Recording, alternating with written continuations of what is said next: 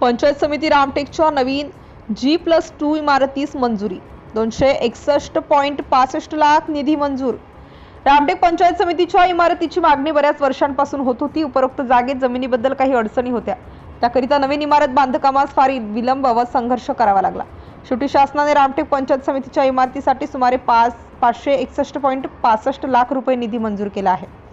याशिवाय अंतर्गत सजावट, furniture, interior, compound wall, water tank, परिसर विकास यासाठी पुन्हा नव्याने निधी मंजूर करण्यात येणार आहे। प्रथमतः इमारतीचे काम मंजूर झाले आहे, त्यामुळे रामटेक तालुक्यातील विविध ग्रामपंचायतीच्या सामान्य नागरिकांना तसेच पंचायत समितीत काम करणाऱ्या सर्व कर्मचाऱ्यांना आणि येणाऱ्या सर्व नागरिकांना मोठी सुविधा मिळणार आहे।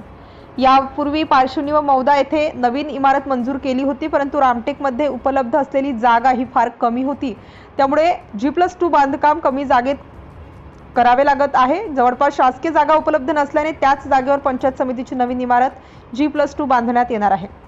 निधी मंजूर करण्यात आमदार ॲडव्होकेट आशिष जयस्वाल यांनी विशेष प्रयत्न केलेत।